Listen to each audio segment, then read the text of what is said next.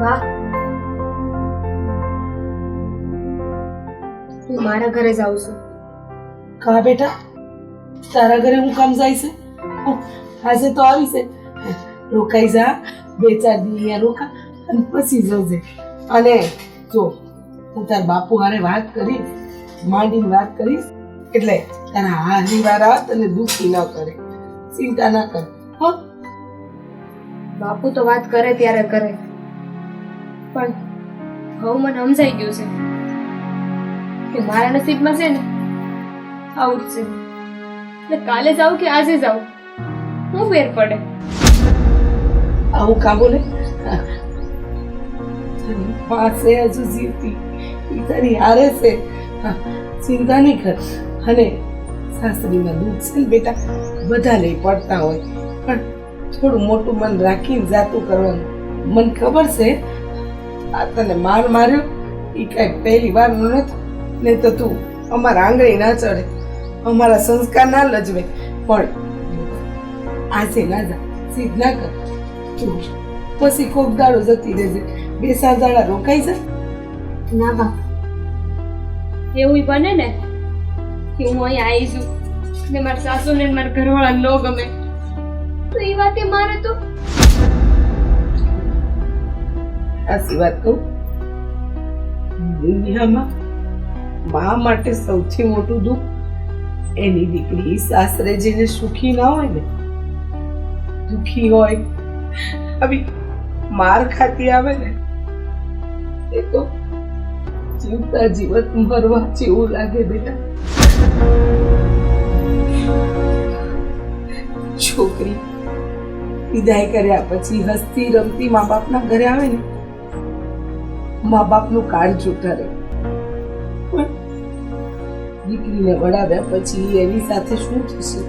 અને બેટા, હું નથી ઈચ્છતી કે તારા સાસરી વાળા આગળ તારી સાથે આવું કઈ કરે, પણ ભગવાનને એક જ પ્રાર્થના છે, અને સરખી સુખી અને સારી રીતે રાખ. બા, અંકલ જોવે છે મારી આમ. બેટા, હું તને એટલા માટે જાઉં છું કે તને જીવ ભરીને જોઈ લઉં. તારા આ ચહેરાને મારા મનમાં સમાવી લઉં.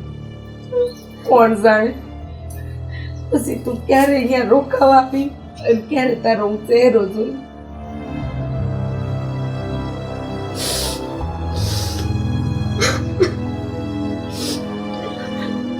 બેટા, આમ રડતું રડતું માવતરને ત્યાંથી ન સવાય. હા, હાલ આંસુનો શિકાર. હાર વાત બા, હવે હું જાઉં છું. સીતાનો કૃતિ તારી માં તારી હારે છે.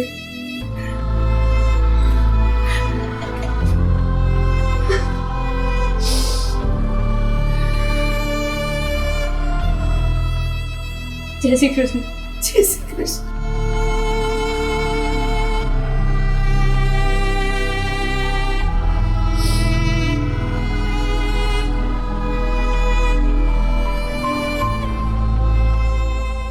ભગવાન મારી સોડીની રક્ષા કરશે.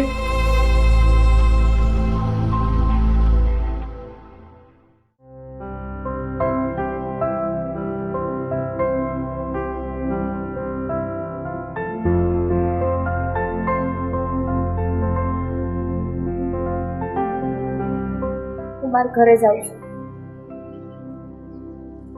બહુ સારું કહેવાય. તે કરેલી ભૂલ તું જાતે સુધારી નાખે તો એનાથી સારું શું હોય? હા બાપા, મારી ભૂલ, મારે સમજવું જોઈતું હતું. કેમ ઘરે ન અવાય? બેટા, આ તારી સમજણથી 2 ફાયદા થાય. એક, તારું ઘર પૂરતું બચી જાહે, અને એક, અમે બાપ દીકરો ઊંચું માથુરીને ગામમાં હાલી જઈશું. મારું ભાઈલા, હું જાઉં છું. સારું, થોડા દી રોકાણી હોત તો? ના ભાઈલા, હું ઘરે કઈ ન થઈ. ભાઈ, જો હું રક્ષાબંધને રાખડી બાંધવા ન આવું ને તો તું આવતી મારા ઘેર રાખડી બંધાવા. સારું, હું આવીશ. અને મૂકી જાઉં હું તને? ના ના, હું જતી રહી. આશ્વિન જાજે, અને છે ને ધ્યાન રાખજે. હવે માથાકૂટ કરતી નહીં ખોટી. હા. મુક્તિ, એક મારી વાત હંમેશા મગજમાં રાખજે.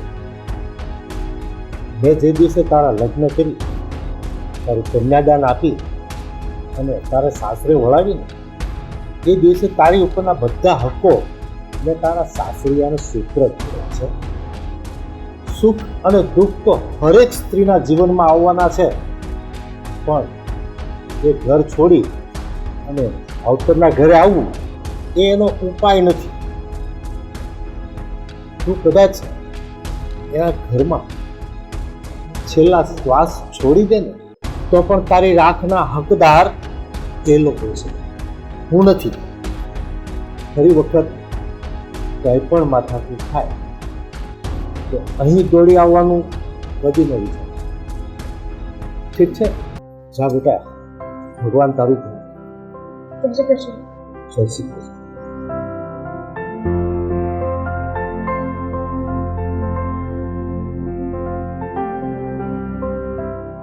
આ સારું છે, એ જાતે સમજી ગઈ, આપણે સમજાવી ન પડી. હા, તારી વાત સાચી છે. કાકા, તમે જે ફેંસલો લીધો ને એકદમ સરસ મજાનો ફેંસલો લીધો, કારણ કે દીકરીઓ છે ને એના સાસરે જ સારી લાગે. અને તમે આજે જે સલાહ આપી ને દીકરીને, બહુ સરસ સલાહ આપી. તમે એક બાપ હોવાનો ફરજ પણ નિભાવ્યો એવી સલાહ આપી, અને લોકોને કંઈક શીખવા મળે એવી સલાહ આપી. આ વસ્તુ રામાયણ શીખવાડે છે. જનક રાજાના ઘરે શું કમી હતી? સીતાજી સાસરે ગયા અને તરત વનવાસ ગયા. જનક રાજાએ દશરથના ઘરે જઈને કોઈ દિવસ ફરિયાદ કરી હતી? ના, કોઈ દિવસ નહીં. બસ, તો આ શીખવાની વસ્તુ છે. સાચી વાત છે કાકા.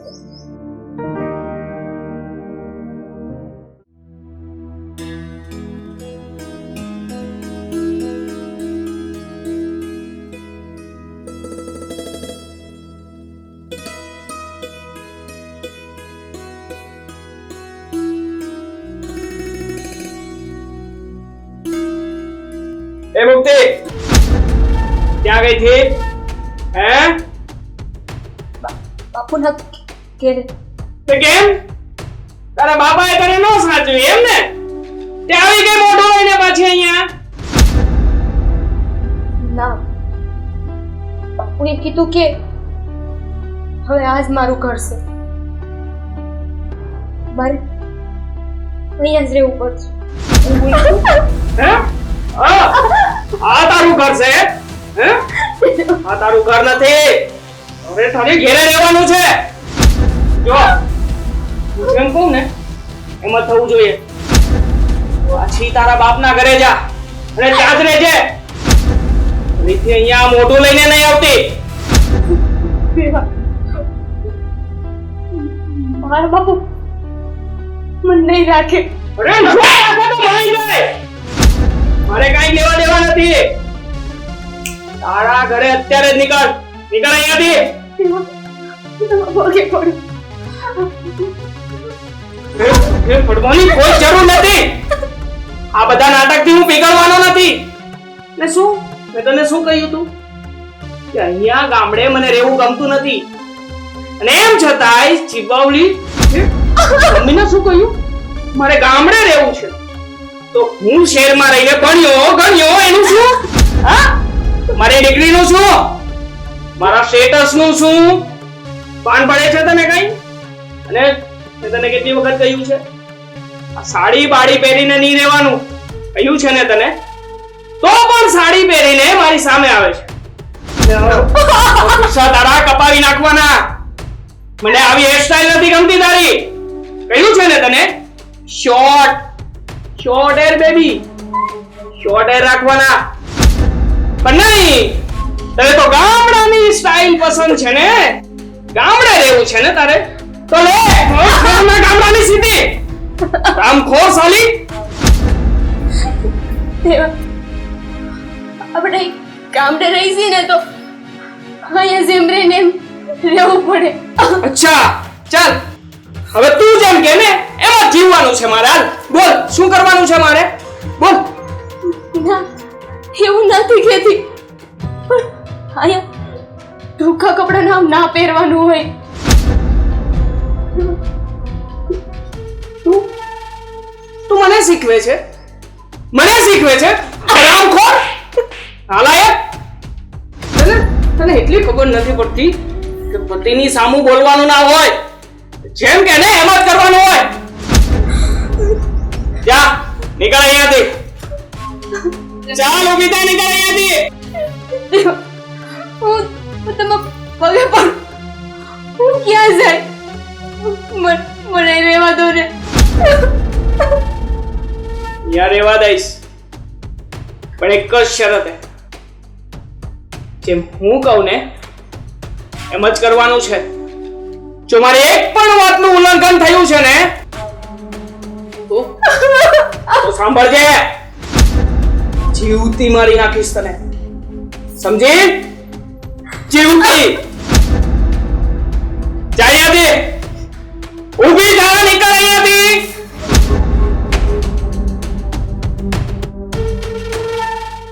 મારી સામે બોલે છે.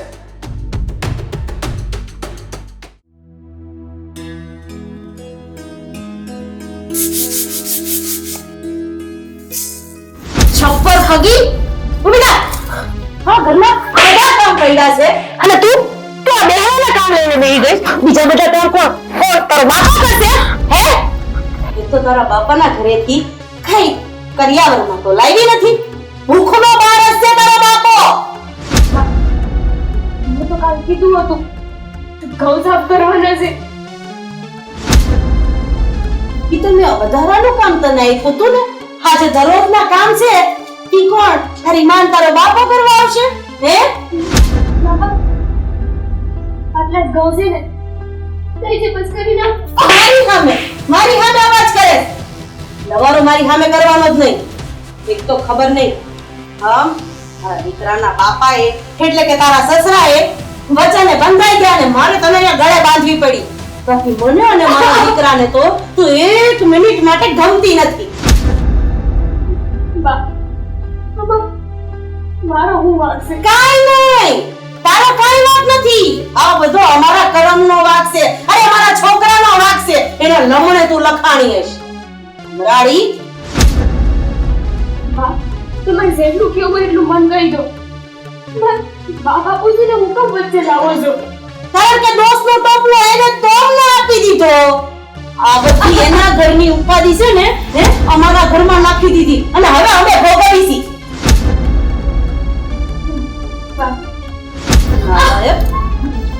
આ તારા બધા છે ને મગરમચ્છના આંસુ મારી પાસે તો પાડતી જ નહીં. આની મને કોઈ અસર નહીં થાય. કારણ કે આ ઉંમર એમને નથી કાઢી. આ તારા જેવાને ચરાવવામાં જ કાઢી છે. બા હું તમને પગ્યો આવું ન કરો ને. મારા પગે પડવાની વાત કરે છે. લમણે તો લખાણી હવે પગે પડવું છે મેડમ ને. બા ઊભી થાને. બા હું શહેરમાં જાઉં છું, મારે કામ છે ને એટલે. આ બેટા તમ તારે તારું કામ શાંતિથી પતાય. આનું કામ તો હું પતાવી નાખીશ. એ તને ખબર છે ને શું કીધું છે? હું જેમ કહું ને એમ જ થવું જોઈએ. અને બીજું મારા મમ્મીની બધી જ વાતને તારે કાને સાંભળવાની, તરત જ જેમ કેમ શરૂ થઈ જવું જોઈએ.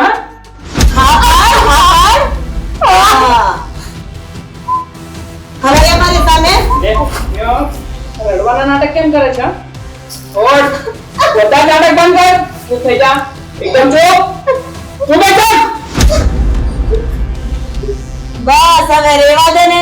હા મરેલાને શું મારવાના? તે કામ કર, જા બીજા ઘરના કામ પતાવ.